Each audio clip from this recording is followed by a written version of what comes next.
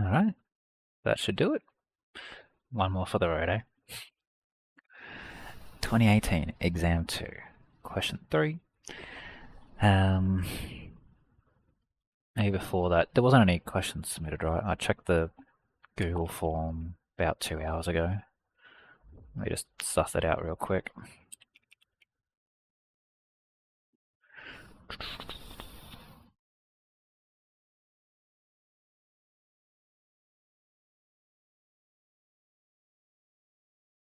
Chris, do you mind Hmm. if nobody comes, could we just go through exam one and then I see how you do it so I can be prepared for tomorrow and see how Hmm. you manage your time and all that type of stuff?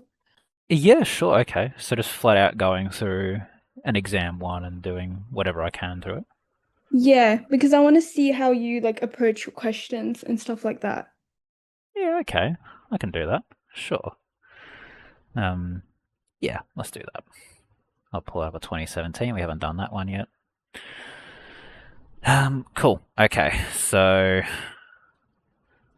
first up, reading time. What am I going to do? Well, I'm going to be looking at all the key questions. I'm probably not even going to bother looking at question 1. I know it's going to be some sort of diff and then diff point, maybe an anti-diff. More diff, hence find, so I know that's going to be using the integration by recognition thing. Show that this, so just expanding, cool. Sketch that, I know how to sketch that, awesome. Question 4, p hat stuff, smallest n for p hat. That might take a bit of time, so I'll probably do that one last. Basic probability stuff, it's looking to be basic discrete. So again, probably attack that one later on unless I can see something nice and easy. This will be a big null factor law. Oh, jeez. State all the possibilities of tan theta. What's that going to be all about?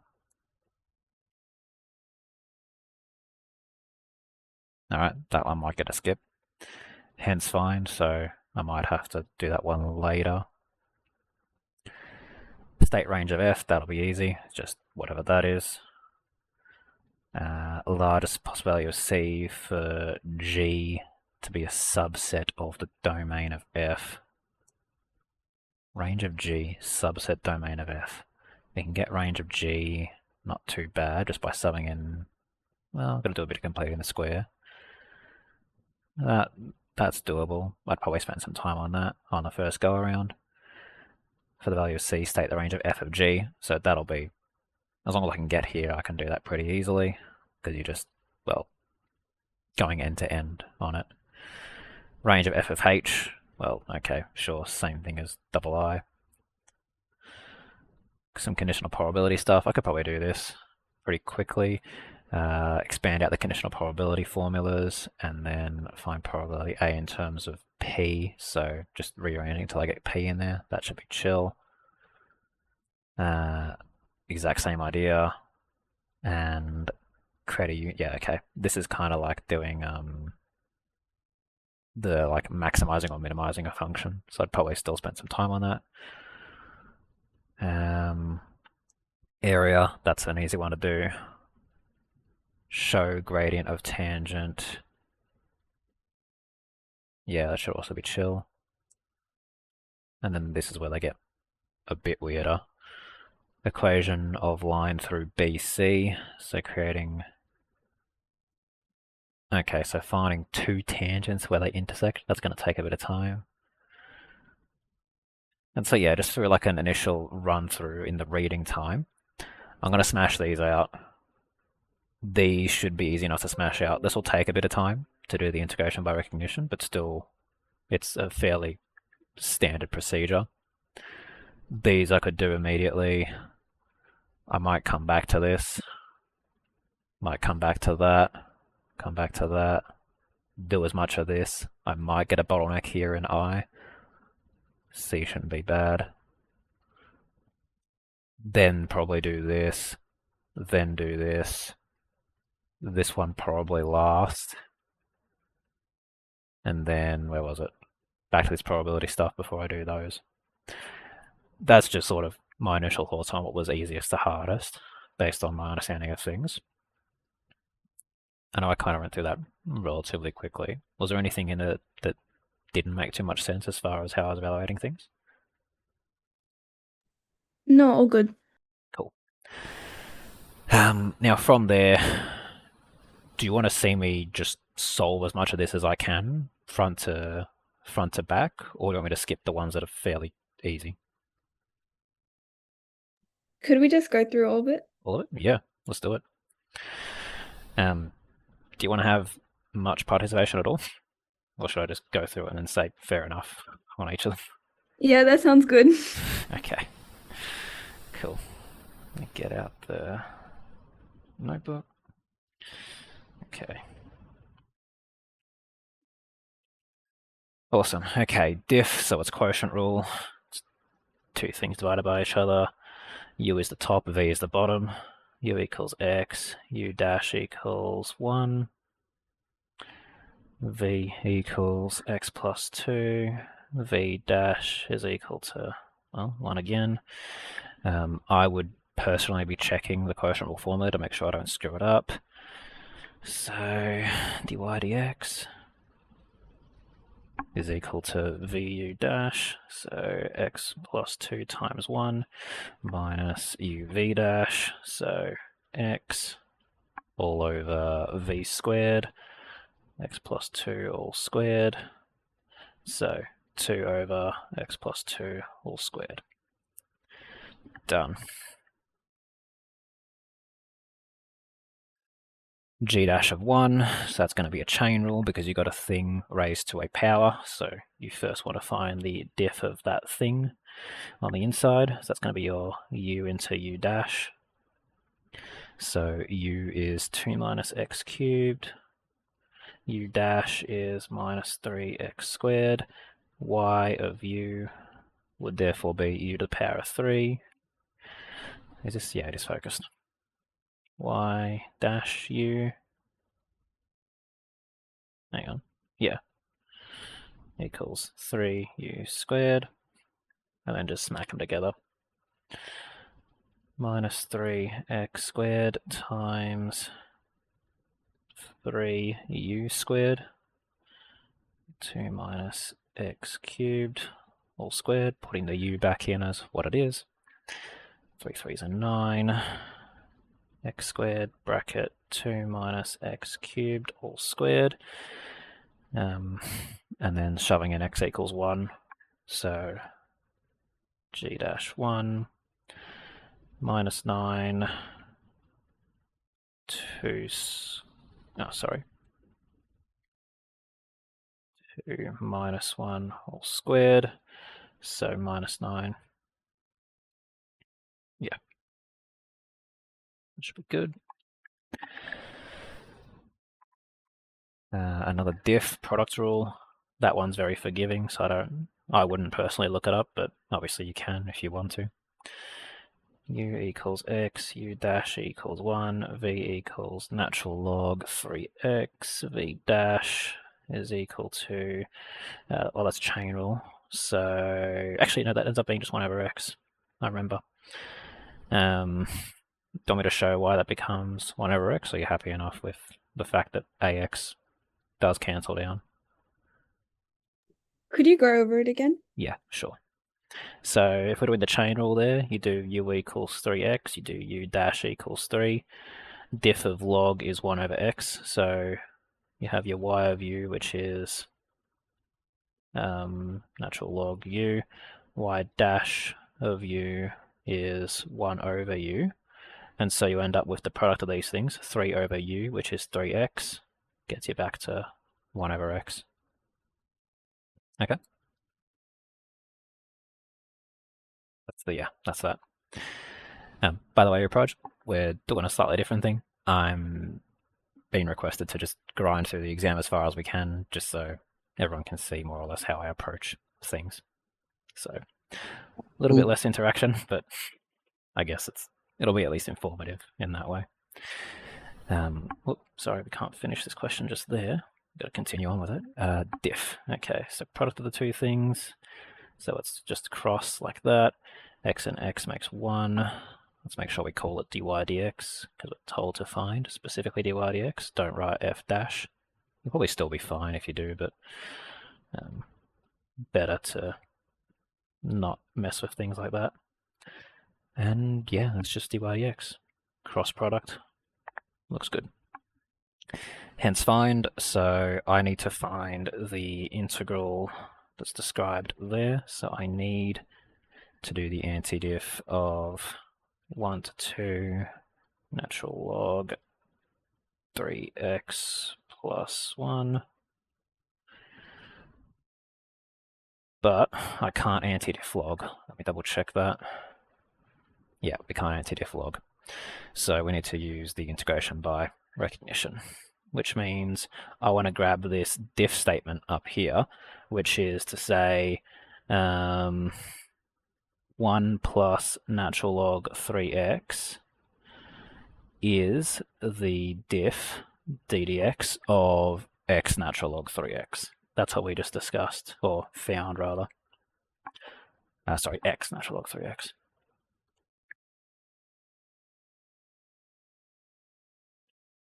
So we create that, diff equals that, integrate both sides. So integral of 1 plus natural log 3x is x natural log 3x, and the reason why is because diff and antidiff cancel out.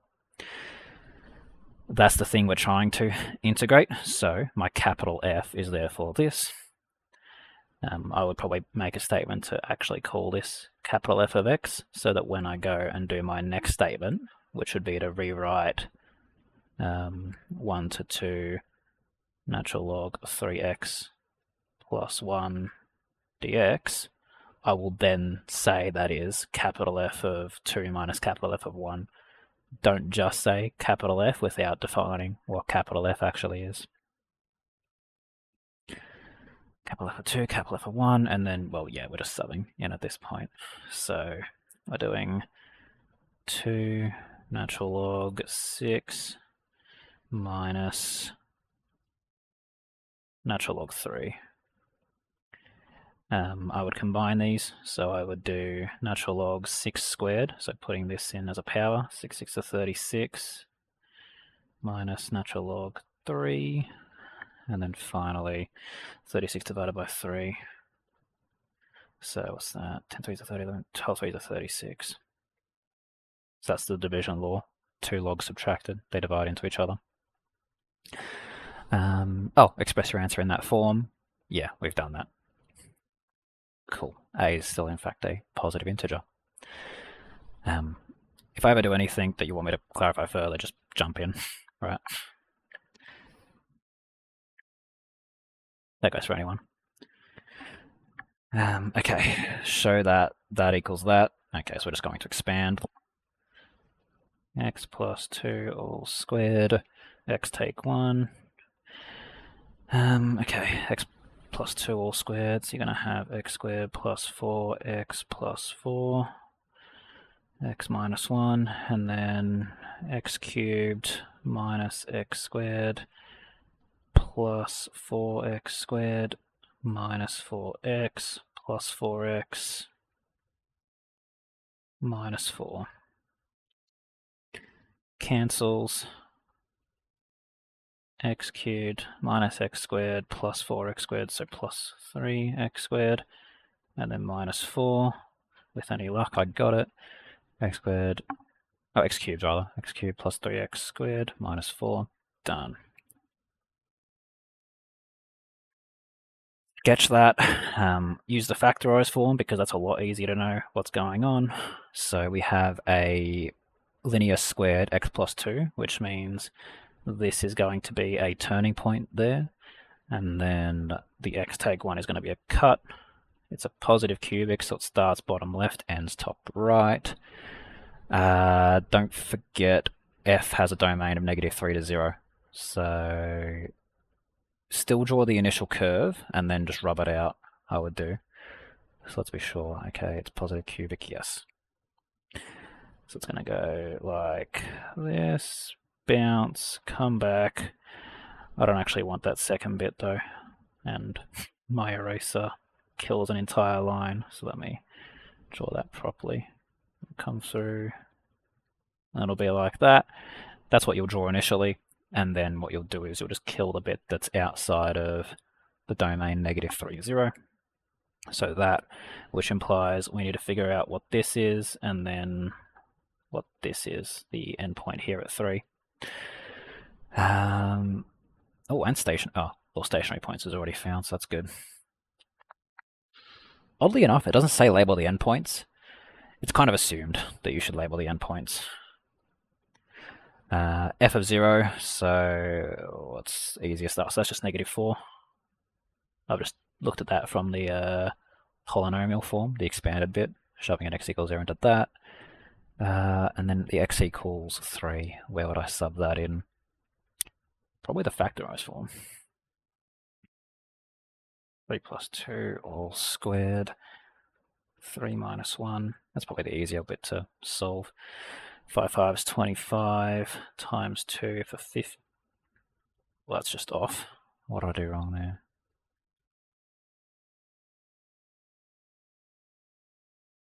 I think it's supposed to be a -3. Oh, -3. Yeah, cool. Thanks. So yeah, you can see I come up with a stupid answer, and then you can see how it's clearly not going to be that. So little error checking in there. So cool, make those negatives. So that ends up being +1 squared, so even easier. And then 3 and -3 minus 1, so -4 again. Huh. So I would then go and correct that graph to make sure it doesn't become out of whack like that. Still try to show the inflecting in there. It's a bit hard with this. Yeah, there we go, something like that. Let's see.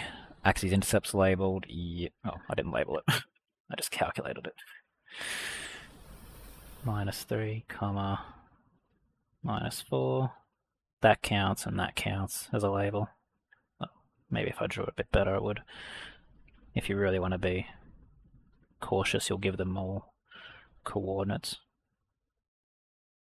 But just having the axes label on there should be fine.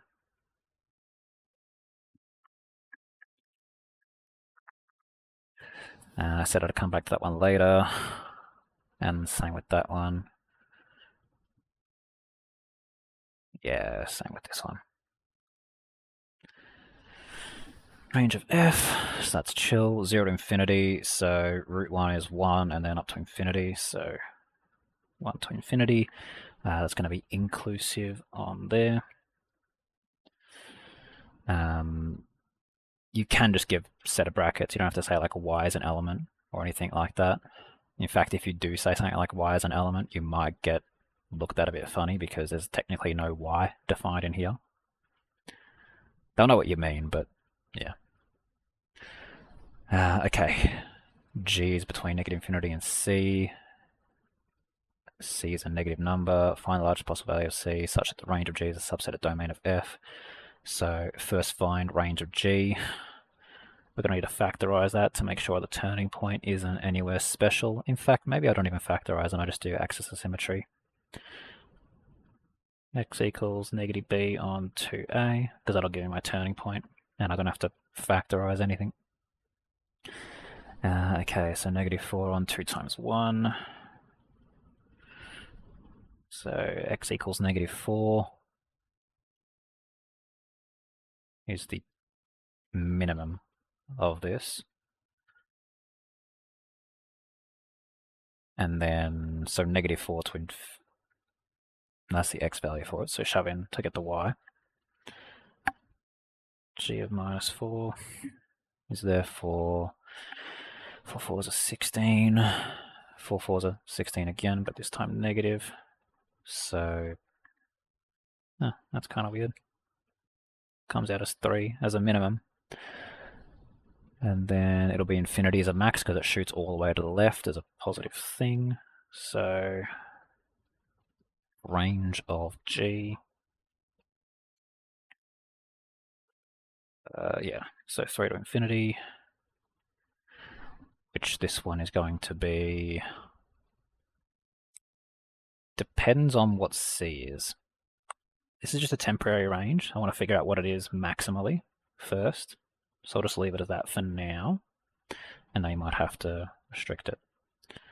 So as long as C contains -4 in it, this will be fine. But let's just double check. So this is the current maximal range of G. The domain of F, we've got to compare it to. So domain F is 0 to infinity. We want range of G to be a subset of domain of F. So we want the new thing, range G star, is either exactly 0 to infinity or a bit bigger. So in hindsight, probably get the domain bit first and then set that as your target range rather than figure out initial circumstances. So what we currently have is a quadratic that is -4, 3.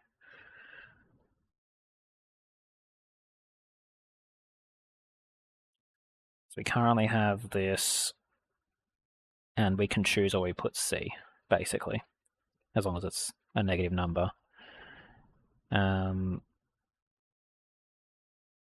Wait, what am I saying? This already is a subset. Range of G is a subset of...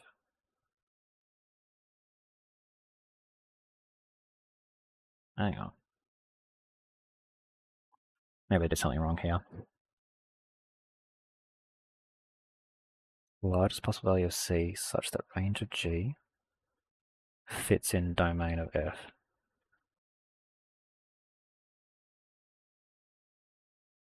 Domain of F is definitely 0 to infinity.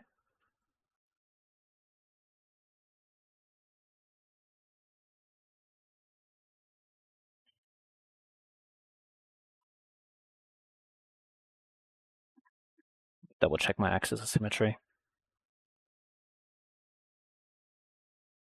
B is 4, so -4, 2a, 2 times 1.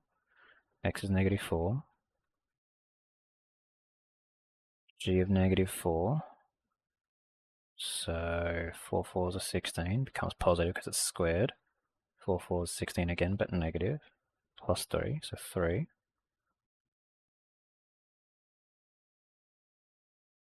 Range of G already is a subset of domain of F.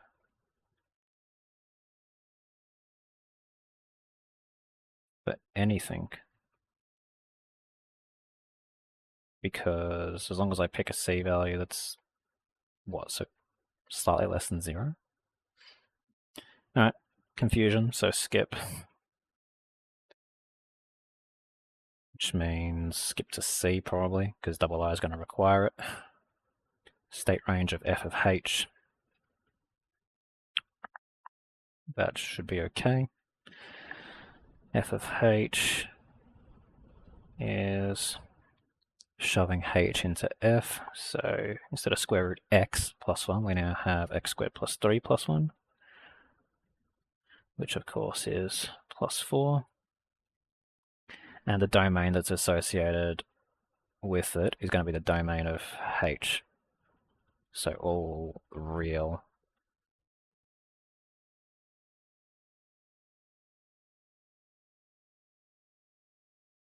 Yeah, okay. I'm going to assume that's going to be fine then. Domain is all real. So the range of this, what are all the values that get fit into there? Oh yeah, I guess that makes sense. X squared plus 4 is all entirely positive always. Which means what's in the root is from 4 to infinity. Think about what the quadratic actually is. It's that on the inside. There's all the x values. So the minimum is 4 and the maximum is infinity. Square root 4, so 2. We're looking at 2 to infinity for the range. 2 infinity inclusive.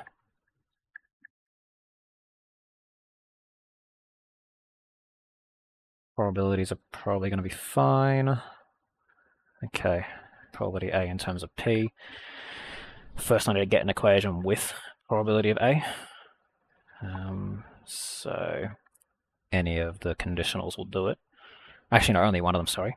The PR B given A, because you want the A on its own, not as an intersection. So B intersect A over A, and we know that's equal to a quarter. So probability A is therefore 4 times probability B intersect A, just by doing the rearrange to get the A on its own. We have probability of A intersecting B is the same thing as B intersecting A, and we're told in the question that's equal to P. So PRA is equal to 4P. Cool. A dash intersection B dash in terms of P.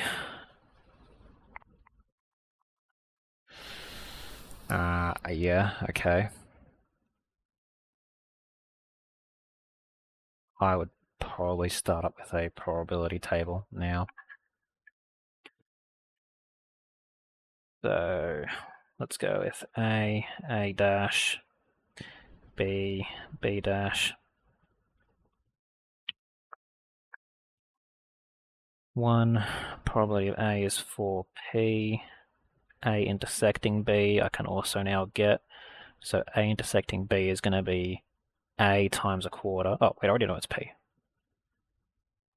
Yeah, we're told that in the question. So that's 3P. We want to get here, which means it's time to pull in the other probability thing. So PR A given B is the intersection of A and B, so P over probability B, which is equal to a fifth. So probability of B is equal to 5P. Okay, so that's 1 minus 5P, and to get here, you got 3P plus X is equal to 1 minus 5P. 3P plus X, 1 minus 5P. 8P plus X equals 1, X equals 1 minus 8P. And so that's the thing we want. That's this bit in here, the A dash intersection B dash. A dash intersection B dash. Let's be a bit more correct with it. Put the PR in there.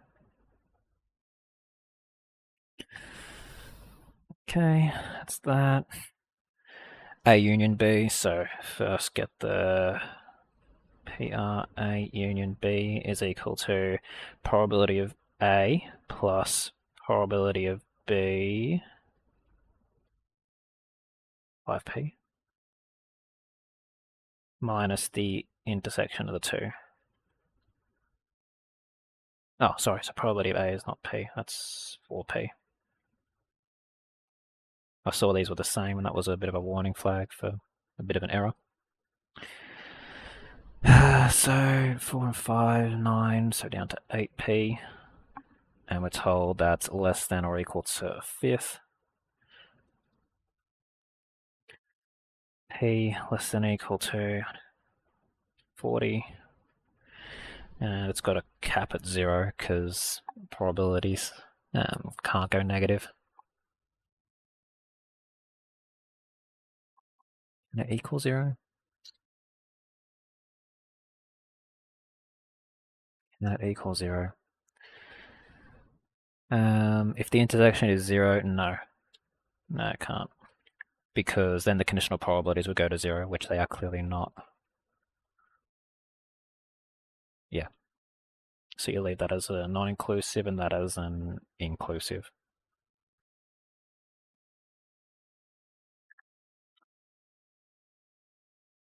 Area, integral from 0 to 1, that's just a very stock standard thing. Integral 0 to 1 of the function, so we'll expand it out. Root x, in fact I'll even make it easier on myself, use fractional indices. So root x minus x root x, so that's going to be minus x power 3 over 2 just basic index laws. Anti-diff, capital Fx is equal to raise the power, so this one's like this, I think. X 3 over 2. Yeah. And then that's going to be 2 on 5, x 5 on 2. Yeah. I'm going to ignore the plus c because it's definite integral. You can do that. Capital F of 1 minus capital F of 0. So 2/3 minus 2/5. And the 0 is everything cancelling out. 5 2 is 10. 2 3 is 6. 5 3 is a 15. 4 on 15. Yeah, just 4 on 15. Don't have to give units squared. We've seen that a couple of times. I don't really care so much for that in the marking scheme. For x between 0 and 1, show gradient of tangent is... Oh, okay, so it's a full expression, which means diff, so just diff. Cool. We already have a nice and easy function to use because we expanded it. F of x is equal to x power half minus x 3/3, 3 over 2. F dash half. Yeah, let's use negative indexes first. 2x half. And then 1 over 2 root x minus 3 over 3 root x over 2, because that's a positive index 1. Combine them, so 2 over... Hang on, yeah.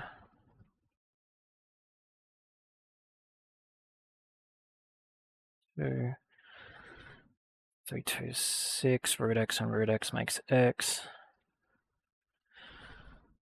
1 minus 3x over 2 root x. Yeah, done.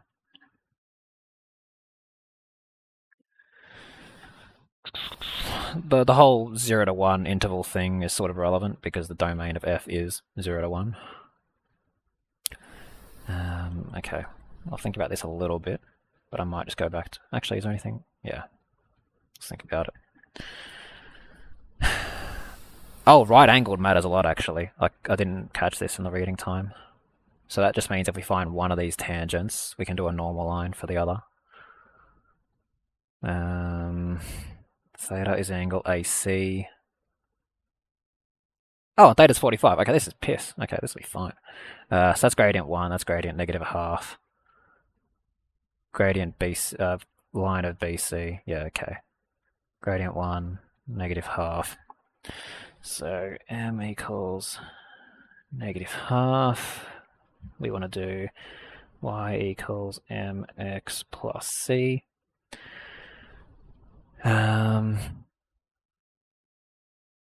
And so we want to just grab our f dash from before, because all the tangent line gradients are going to have gradient based off f dash.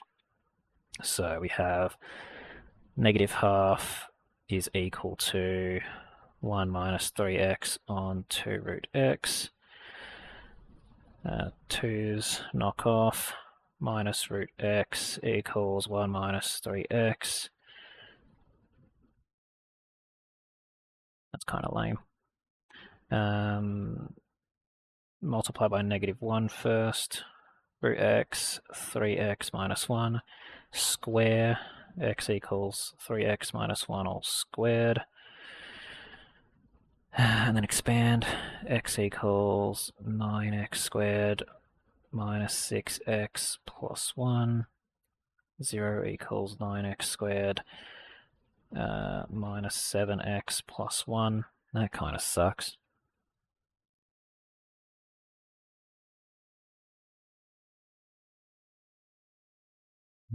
Yeah, okay, we can do it.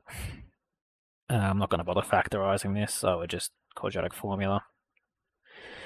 X equals negative b, so 7 plus minus square root b squared, so 49 minus 4ac over 2a. 7 plus minus root 49 minus 1 is a 36 on 18. Something feels a bit weird here.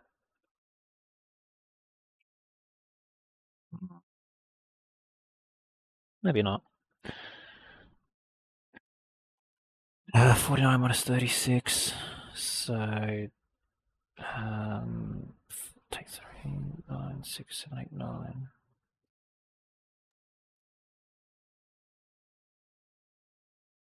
That's off.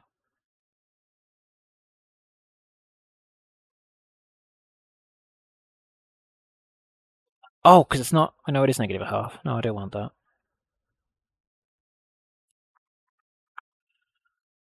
What did I do wrong? Negative root x multiplied by negative square. I did this kind of fast. What was this then? 3 3s are 9. X is x squared. 3x minus 1. 3x minus 1. Chris, I want to ask. Yeah. When theta is 45, I thought it was going to be like just 1 or negative 1. Yeah, so theta is over here with the AC. We're trying to find BC, which is why I've done the... Since there's a 90-degree angle between them, you flip it to negative half. That's where that came from. So yes, it was 1, and then you do negative 1 divide... Oh, shit! It's negative 1 divided by 1. I thought the other angle is also 45. No, so you've brought up the correct issue, which is I did. So theta is means gradient 1, because it's 45 degrees off of that. Yeah. Where I stuffed up was doing the flip. So the normal is... Yeah, it would be negative. Yeah, negative 1 over 1. So, okay, that's what's going wrong. Cool. So we can fix that up in parallel. So we now have negative 1. So 2 root x is equal to 1 minus 3x. Yeah, thanks for that. Root x. Geez, it makes it look even worse now. Probably square here. 4x is equal to 1 minus 3x all squared. 4x, so minus 3x makes 9x squared again. Minus 3x, so minus 6x. And then, yeah. Squared minus 10x. Still looks shit, but I guess it might be solvable this time.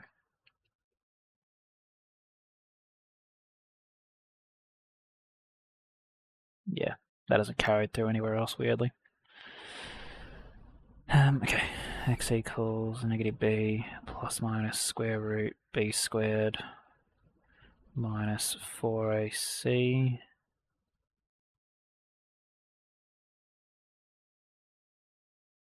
a.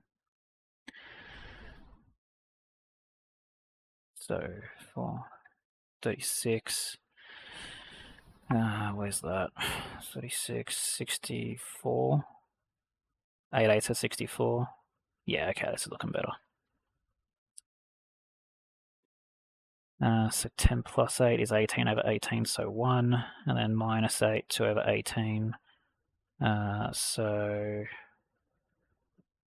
Hang on, yeah. 2 over 18, 1 over 9.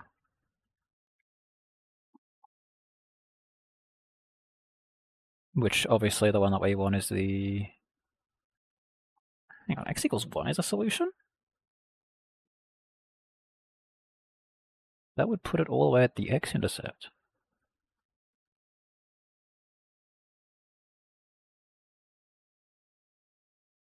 Really? How does that work? Gradient negative 1. 2 spots on this?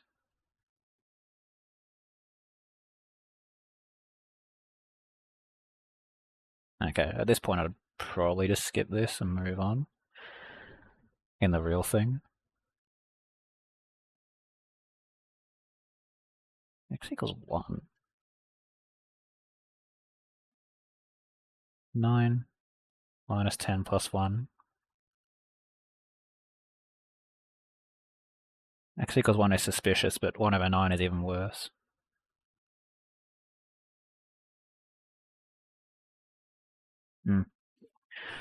Skip. I don't trust that.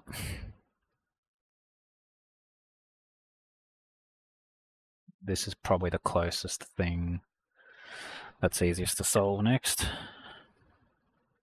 Question 6. Tan theta only exists in the tan minus 1. So using null factor law, tan theta minus 1 equals 0. Tan theta equals 1. Domain, there's no domain, so we're doing a general solution. Where does tan equal 1? Well, it's at pi over 4. So theta is an element of pi over, 4 plus pi n.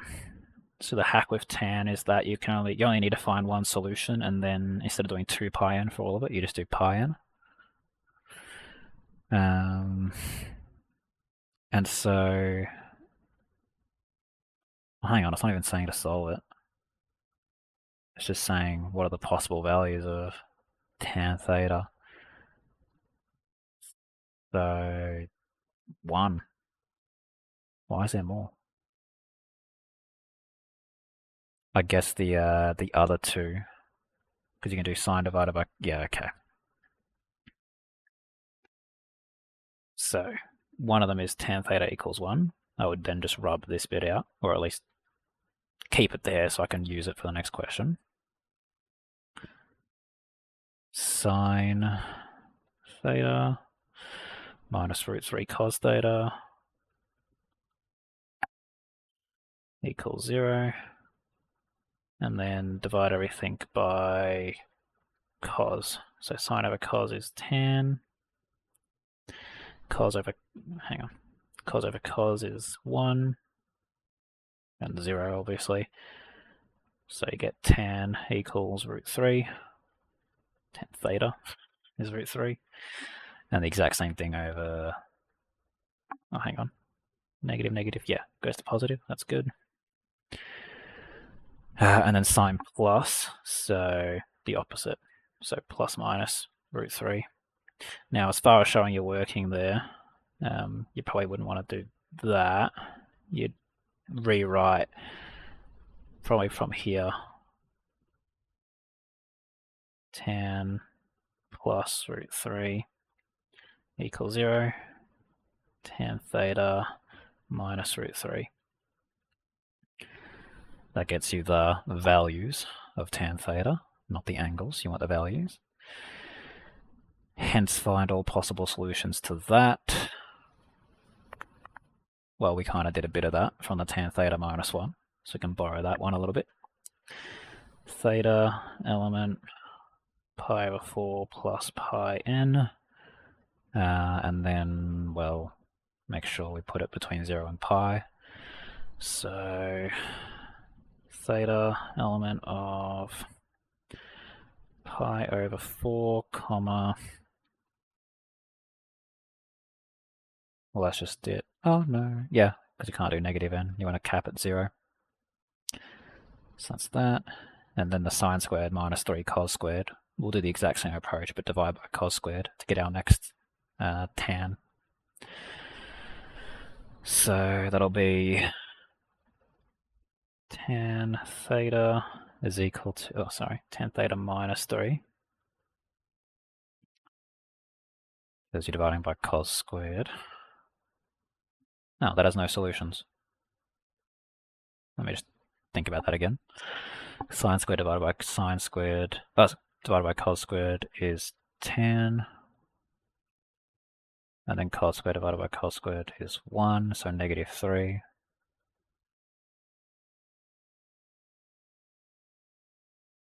And it doesn't have any solutions at 3.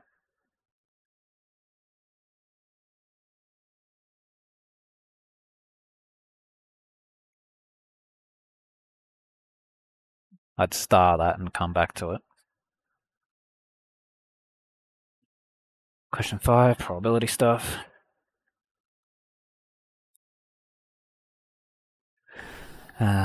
Probability of not logging on successfully. So probability of success is 2/5. Independent, so we're doing binomial. 3 attempts in total. So probability x equals 0 is what this is going to end up being. We're not logging on at all. PR x equals 0. N is 3.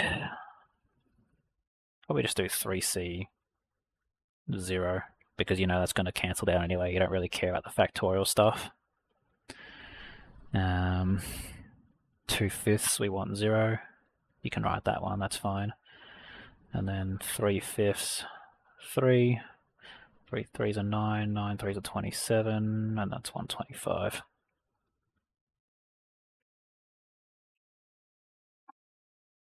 Calculate the probability, logs on successfully.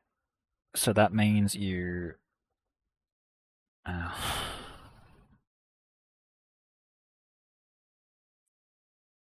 So is that going to be x greater than or equal to 1, or is it going to be...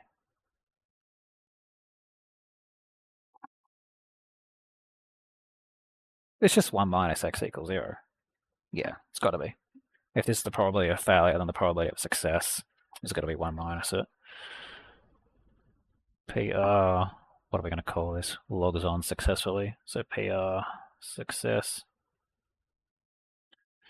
1 minus 27 on 125. That's math. 125 minus 27. That's yuck. What's that? 90. Shit. Subtraction.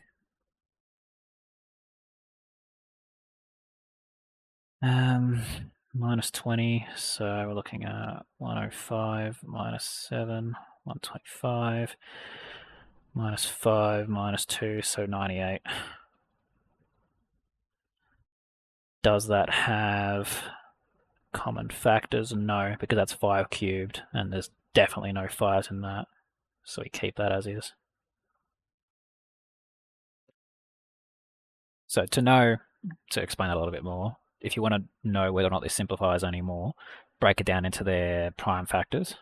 We already know from here that that's just 5 cubed, which is prime 5, and there's definitely no 5s in there. Calculate the probability of logging onto the computer on the second or third attempt.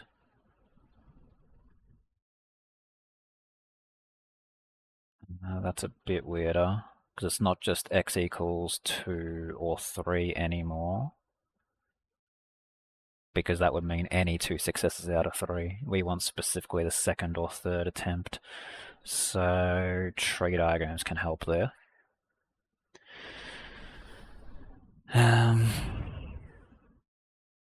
So to make that specifically happen, we have trial 1, trial 2, trial 3.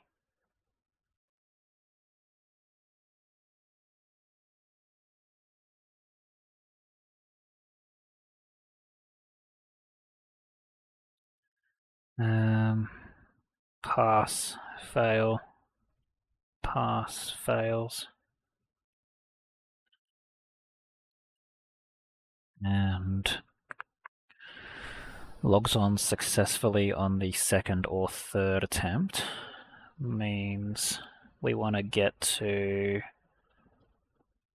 here for the second attempt thing, and for third attempt we want to get to, oh sorry, we can't, no, not that one, because that would be a pass over here. So realistically that's all got to go. Every pass can't have another branch.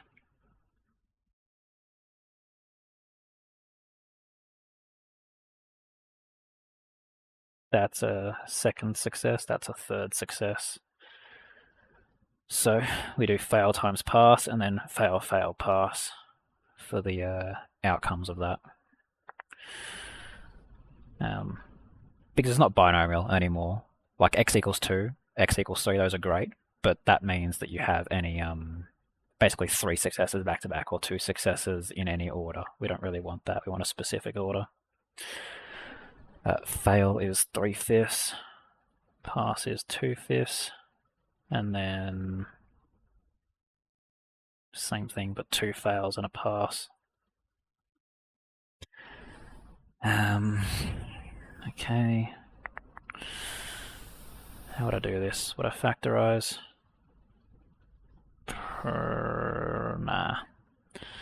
3 2s are 6, 5 5s 25. 3 3s 9, 5 5s 25.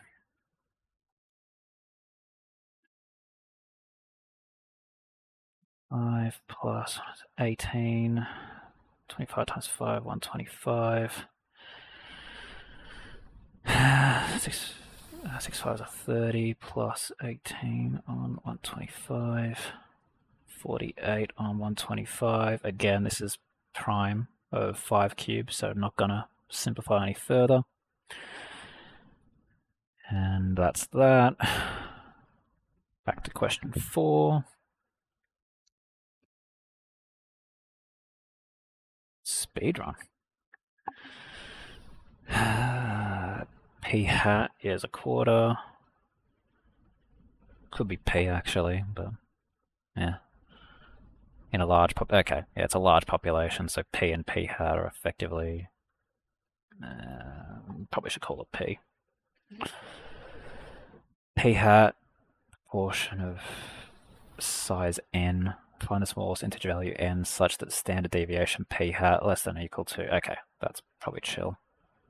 So double check the standard deviation formula. Sigma P hat is equal to square root P 1 minus P on n.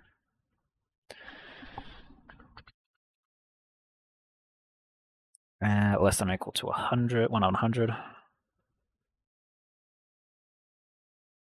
So a quarter, 3/4. We're solving for n. Less than or equal to 1 on 100.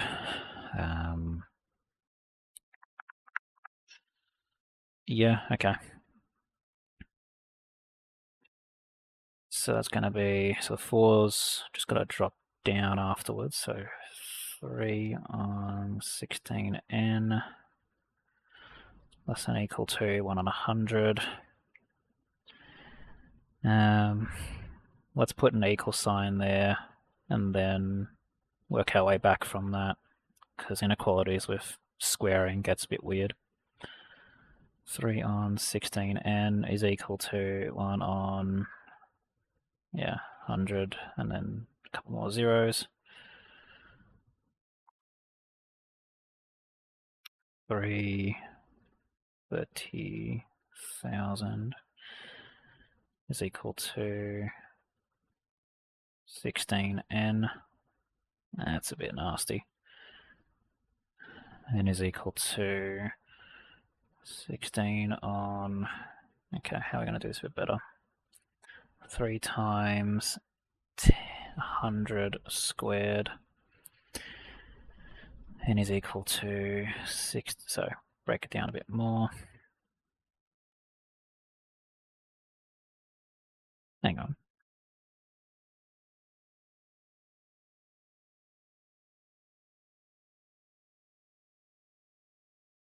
I did the other way around. Whoops.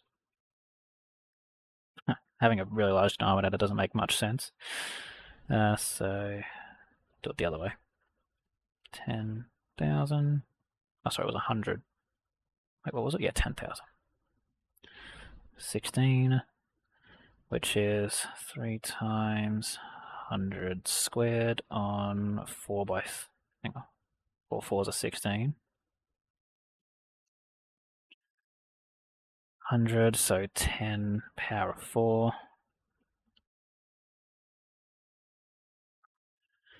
5 by 2. 2, 4. 2, 4 again. Just by breaking that one down. 3 by 125 times 5, because I know 5 cubed off by heart. 125 by 5 I don't. 5 5 is 25, 5 2 is 10, 12, 5, 6, and then times by 3. 15, 6, 7, jokes. 18. So n equals 1875, specifically to exactly equal 1 on 100, which is what we want, less than or equal to. Okay. How many more marks can I get in 4 minutes? What have I missed? I did question 1, I did all question 2, all of question 3. Wait, is it all of it? Yeah, all of question 3, all of question 4, 5, 6 I've starred, but I don't think there's anything more to that. Maybe there is, but I'm not going to spot it in 4 minutes. This one. Yeah, not enough time, even close to... oh, hang on. I'd probably just still stab and say range of f of g. Nah, not much. Maybe 4 minutes. Now, obviously, you'd have all this written on a paper. I've got to kind of scroll back and figure out where my bloody solutions are.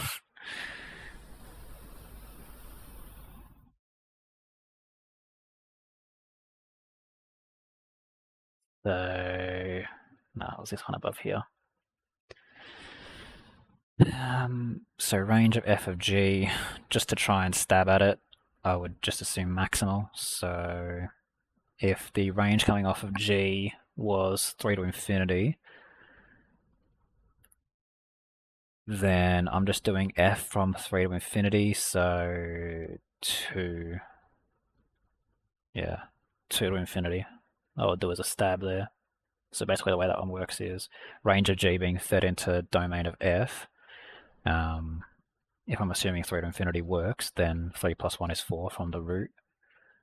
And yeah, so root 4 is 2. So I'd say for double I, just as a guess, because I don't have time to really think about it, I'll just stab 2 to infinity there, see if I get it. All those are... Let's see, did I do this? Yeah, I did. 0 to 140. Did that. And then back here. Which, yeah.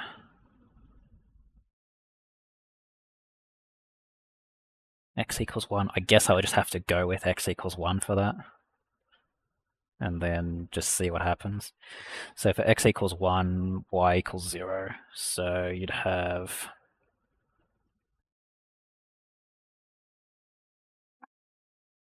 Yeah, it's such a shit answer.